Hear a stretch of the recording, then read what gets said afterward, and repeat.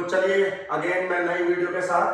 तो हमारा पेपर तो ISS का चल रहा है, पेपर 2021 पेपर 1, ठीक है, पेपर 1 हमारा चल रहा है। तो उसी सीरीज में अब आज हम क्वेश्चन डिस्कस करेंगे 11 से लेके 15 तक, ठीक है। तो क्या कह रहा है question, consider random sample of size 4 from A population having the density function this one. क्या है density function, f of x 2x के बराबर है अगर x लाइज बिटवीन 0 to 1 और 0 है अदरवाइज। फिर क्या कह रहा है, if the 4 ordered observations are this one, मतलब x1 सबसे छोटा, उससे बड़ा x2, उससे बड़ा x3, उससे बड़ा x4, मतलब ordered statistics है, ordered में अरेंज कर दिया। Then what is the probability that x3 is greater than 1/2, ठीक है। तो सबसे पहले तो ordered statistics के बारे में आपको जानकारी होनी चाहिए। तो मेरे बच्चों डेंसिटी फंक्शन क्या है, 2x when x lies between 0 to 1, ठीक है। क्वेश्चन आपने पढ़ लिया होगा। तो चलिए थोड़ा सा जो है सोल्व करते हैं इस क्वेश्चन को।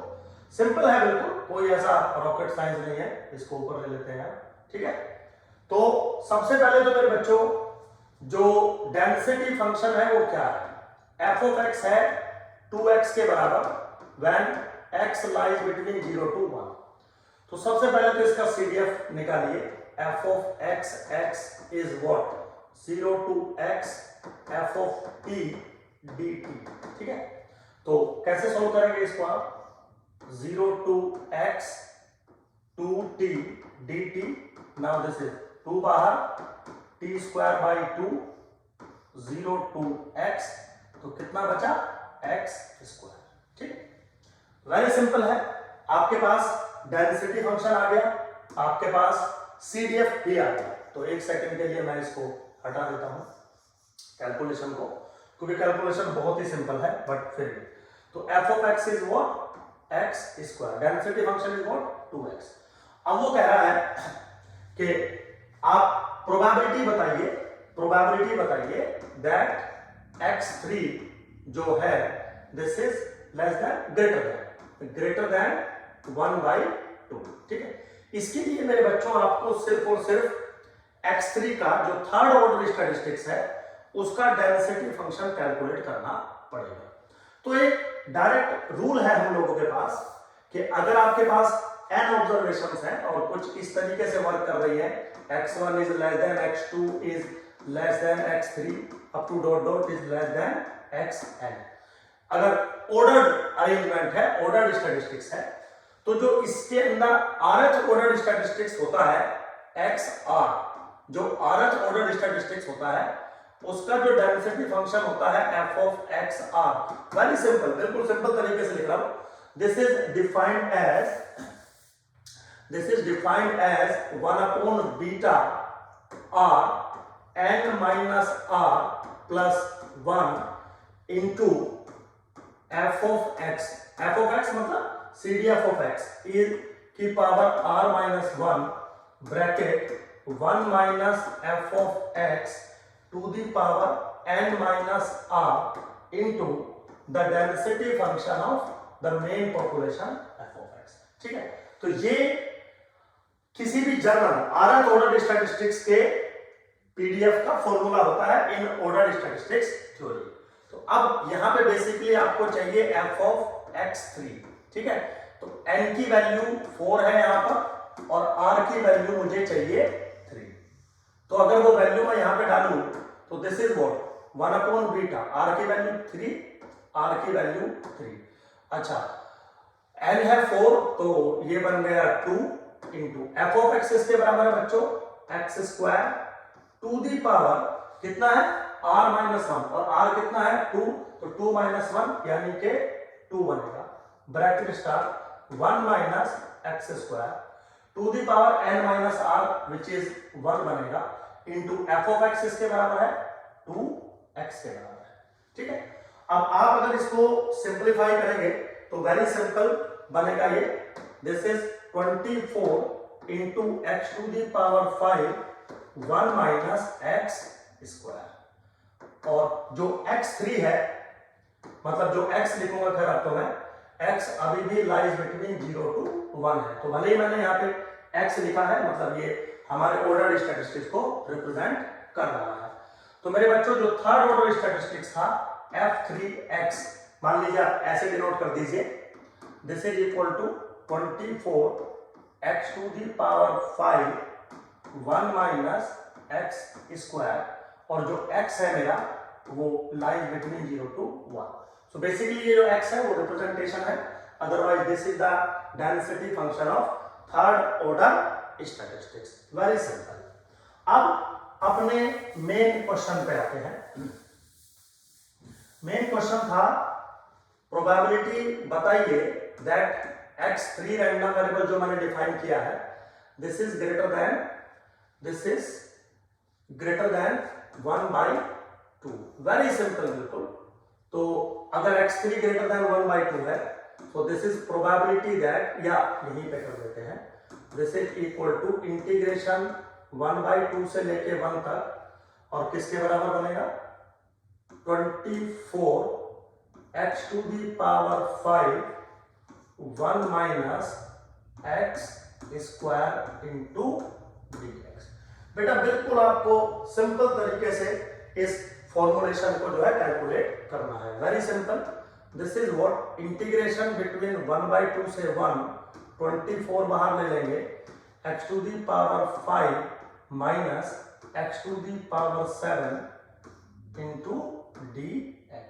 ठीक है, जैसे आप इस एक्सप्रेशन को सोल्व करेंगे, क्योंकि इसमें सोल्व करने में देखिए कुछ रह नहीं गया, 24 यहाँ क्या हो जाएगा x to the power 6/6 minus x to the power 8/8 over integration 1/2 से 1/1 तक। ठीक है, तो जैसे आप इसकी वैल्यू सोल्व करेंगे, आंसर आ जाएगा 243 डिवाइडेड बाय 256, जो कि बी ऑप्शन है। सिंप्लीफाई करेंगे बिल्कुल आ जाएगा, कोई रॉकेट साइंस नहीं है, बिल्कुल सिंपल क्वेश्चन है एकदम, वेरी इजी। ठीक है, तो चलिए खैर आगे चलते हैं, ज्यादा टाइम वेस्ट नहीं करेंगे। अगला question again theory of attribute का है। Very simple. अगर आपने बहुत बेसिक भी पढ़ रखा होगा तो कुछ नहीं है इस क्वेश्चन में। Consider the following condition in respect of attribute A and B. Class frequency of A B is less than class frequency of A. Yes, क्यों? क्योंकि हायर ऑर्डर का क्लास फ्रीक्वेंसी हमेशा लेस देन इक्वल टू होता है lower order के class frequency से। बस खत्म डिस्कशन। चाहे वो किसी भी ऑर्डर का हो, डजंट मैटर। आप चाहे तो ऐसा लिख सकते हैं A B C is less than equal to B. Yes, बिल्कुल राइट है। Similarly by same argument, second भी true and third one is also true. This is the basic rule of theory of attribute. A B का class frequency is always greater than equal to A का class frequency plus B का class frequency minus N. ये तो एक thumb rule है, इसका generalise version अगर देखेंगे तो शायद आपने किताब पढ़ी होगी, तो ये था A1 A2 dot dot AN मान लीजिए। Now this is greater than equal to class frequency of A1 plus class frequency of A2 plus dot dot class frequency of AN minus k n। ठीक है, वो n minus 1 into n करके ये बन जाता है। मतलब ये रूल है और ये बिल्कुल वैलिड रूल है। तो third option is also correct. तो which of the following condition are required for the consistency of the data. Consistency का मतलब होता है बच्चों validation of the data, correctness of the data. तो अगर इनमें से कोई भी कंडीशन वायलेट हो जाती तो आपका जो डाटा है वो कंसिस्टेंट नहीं रहता। इसका मतलब तीनों कंडीशन जो है वो कंसिस्टेंसी की नेसेसरी कंडीशन है। Means D option is correct option, right. चलिए खैर आगे चलते हैं, नेक्स्ट क्वेश्चन को देखते हैं। नेक्स्ट क्वेश्चन क्या कह रहा है? Consider the following statement, mean deviation is minimum when the deviation is taken about median. बिल्कुल करेक्ट है, ये तो बहुत छोटे बच्चे को पता होती है ये चीजें। अगला क्या कह रहा है? If the units of measurement of variable of two series are not same, their variability can be compared by the standard deviation. Answer है no. उसका रीजन है, अगर आपका यूनिट ऑफ मेजरमेंट डिफरेंट है डिफरेंट सीरीज के लिए, तो हम हमेशा बच्चों रिलेटिव मेजरमेंट ऑफ वेरिएशन का इस्तेमाल करते हैं, ना कि एब्सोल्यूट मेजरमेंट ऑफ वेरिएशन का इस्तेमाल करते हैं।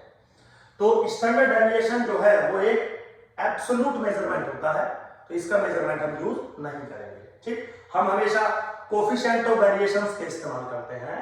वो पढ़ा होगा आपने, कोफिशिएंट ऑफ वेरिएशन या coefficient of dispersion with respect to range, या बहुत फेमस है कोफिशिएंट ऑफ वेरिएशन CV, आपने शायद ये पढ़ा होगा, CV which is equal to sigma by x bar into 100। तो जनरली इसका इस्तेमाल होता है, ये एक रिलेटिव मेजरमेंट होता है। जो सिग्मा होता है वो एब्सोल्यूट मेजरमेंट होता है, तो इसलिए इसका इस्तेमाल नहीं करेंगे। तीसरा है a series with smaller coefficient of variation, देखिए वही बात आ गई, इज मोर कंसिस्टेंट, आंसर है यस। यहां पे बच्चों एक बात बता दूं, मोर कंसिस्टेंट वो सीरीज नहीं मानी जाती जिसका वेरिएंस कम होता है, क्योंकि variance is a absolute measurement, जबकि कंपेयर करने के लिए हमेशा रिलेटिव मेजरमेंट का इस्तेमाल किया जाता है। So when we compare two series we use coefficient of variation, ना कि वेरिएंस। तो third option is also correct. तो first and third is correct, means C option is correct option. ठीक है बच्चों, होप सो आपको समझ में आया होगा, इजी था सब कुछ। चलिए अगले क्वेश्चन पे चलते हैं। क्या कह रहा है, consider the following statement, x y possesses a bivariate normal distribution if and only if every linear combination of x and y is normal variate। Answer है यस। उसका रूल है मेरे बच्चों, अगर x और y फॉलो करता है bivariate normal with μ1 μ2 sigma 1 square sigma 2 square rho, ठीक है, तो कंफर्म x का मार्जिनल फॉलो करेगा normal with μ1 sigma 1 square, y follow करेगा नॉर्मल μ2 सिग्मा 2 स्क्वायर। इनके बीच का जो कोरिलेशन कोफिशिएंट होगा वो r के बराबर होगा। अब आपको पता है r में भी 0, मतलब रो में भी 0 और not 0, x and y in this case में भी डिपेंडेंट और इंडिपेंडेंट, डजंट मैटर। अगर मैं इनका लीनियर कॉम्बिनेशन बनाऊं ax प्लस by, तो कंफर्म वो नॉर्मल को ही फॉलो करेगा with the corresponding mean and with the corresponding variance. ठीक, and converse is also true. अगर आप हर एक रैंडम वेरिएबल्स का जो लीनियर कॉम्बिनेशन है वो नॉर्मल को फॉलो करता है, तो उनका जॉइंट जो होगा वो बाइवेरिएट नॉर्मल को फॉलो करेगा। अब हम दूसरे वाले पार्ट पे आते हैं। वो कहते हैं if the marginal of x and marginal of y are normal then xy is a bivariate normal. Answer है नो, क्योंकि अगर किसी रैंडम, देखिए अगर x और y बाइवेरिएट है उनके मार्जिनल नॉर्मल को फॉलो करेंगे, बट अगर किसी रैंडम वेरिएबल के मार्जिनल नॉर्मल को फॉलो कर रहे हैं तो जो ओरिजिनल पॉपुलेशन थी वो नॉर्मल ही रहे, ऐसा जरूरी नहीं होता। मींस सेकंड जो पॉइंट है वो करेक्ट नहीं है, तो only one is correct statement, means A option is correct. ये बिल्कुल आसान है बच्चों। अगर मेरी बात पे आपको थोड़ा डाउट है, कोई प्रॉब्लम है, तो आप किताब पढ़िए कोई अच्छी सी, बिल्कुल स्टेटमेंट प्रॉपर लिखा हुआ है, कोई रॉकेट साइंस नहीं है। ठीक है, चलिए अगला क्वेश्चन क्या है, if x and y follow the bivariate standard normal variate दे दिया, then what is the value of expectation of max of this one। तो पढ़ लीजिए एक बार question, expectation of max of this one. तो कभी ऐसे पूछ लेता है, कभी ऐसे पूछ लेता है, expectation of mean of x, y। Very simple, कुछ भी पूछ सकता है, आज ये पूछ लिया कल को कुछ और पूछ लेगा। ठीक है, चलिए जी, तो सिंपल है, थोड़ा इसको साइड में ले लेते हैं हम। तो मेरे बच्चों सबसे पहले तो दो तीन बातें, अगर x और y आपका बाइवेरिएट है, x y फॉलो करता है bivariate normal with standard parameters this and rho, तो सारी चीजें आपको पता है, मीन क्या है, वेरिएंस क्या है, वो नहीं लिख रहा हूं। सबसे पहले तो डायरेक्ट एक फॉर्मूला आप देख लीजिए, expectation of max of x, y is equal to होता है 1/2 x plus y plus mod of x minus y का एक्सपेक्टेशन। वेरी सिंपल, कोई ऐसा रॉकेट साइंस नहीं है जो मुझे ऐसा नहीं लग रहा कि भाई इसमें कुछ जो है प्रॉब्लम होने वाली है। वेरी सिंपल, इसको थोड़ा सा सिंप्लीफाई करेंगे तो this is 1/2 bracket expectation of x plus y plus expectation of mod of x minus y. Equation number 1 डाल दीजिए सपोज। तो मुझे सिंपली ये चीज निकालनी है, ये चीज निकालनी है, मेरा काम हो जाएगा। अब आपको अगर मैं बताऊं, थोड़ा सा हम बात करें, अगर एक्स वाई बाइनरी को फॉलो करता है तो x फॉलो करता है नॉर्मल 0,1 को, y फॉलो करता है नॉर्मल 0,1 को, और इनके बीच का जो कोवेरियंस होता है वो बन जाएगा 2 के बराबर। तो according to root x plus y follow करेगा नॉर्मल को विद द मीन और विद द वेरियंस। इसका मीन मतलब इसकी एक्सपेक्टेशन 0 के बराबर होगी। इसका वेरियंस अगर आप देखें तो variance of x plus y बराबर होगा variance of x plus variance of y plus 2 covariance x y। This is 1 plus 1 plus 2 rho, तो 2 टाइम्स 1 प्लस रो, तो 2 टाइम्स 1 प्लस रो। इसको फॉलो करेगा तो यहां से मुझे क्या मिल जाएगा बच्चों, एक्सपेक्टेशन मिल जाएगी x प्लस वाई की, जो कि किसके बराबर है, 0 के बराबर है। तो मेरा ये काम कंप्लीट हो गया। आप देख लीजिए आराम से, मेरा ये काम कंप्लीट हो गया। ठीक, चलिए इसको थोड़ा सा मैं हटा रहा हूं आपके सामने से। तो मैंने एक चीज कैलकुलेट कर दी, expectation of x plus Y is 0। अब बारी आती है expectation of x minus Y की। अगेन x माइनस वाई भी नॉर्मल को ही फॉलो करेगा with the corresponding mean and with the corresponding variance. तो इसका मीन निकालोगे तो दिस माइनस दिस 0 ही बनेगा, लेकिन जब आप इसका वेरियंस निकालोगे, variance of x minus y किसके बराबर होगा, variance of x plus variance of y minus 2 covariance of x and y। तो this is 2 times of 1 minus rho. तो कितना आ गया, 2 टाइम्स ऑफ 1 माइनस रो के बराबर वैल्यू मिल गई। ठीक है, तो अब यहां पे आपको क्या चाहिए, प्रॉब्लम एक है यहां पे कि आपको expectation of x minus y नहीं चाहिए, expectation of x minus y mod चाहिए। थोड़ा सा डिफरेंट है। तो एक बहुत फेमस रूल है मेरे बच्चों, अगर x फॉलो करता है normal mu comma sigma square को, तो expectation of x minus expectation of x का mod is sigma into under root of 2 by pi. ये रूल है, इसको मैं कुछ नहीं कह रहा हूं इसमें, ये बिल्कुल सिंपल सा रूल है, आपने कहीं ना कहीं जरूर देखा होगा। तो वो चीज अगर मैं यहां अप्लाई करूं तो एक्सपेक्टेशन 0 है, इसका मतलब expectation of mod of x minus y is equal to sigma. Sigma मतलब इसका under the root of 2 1 minus rho into under the root of 2 by pi.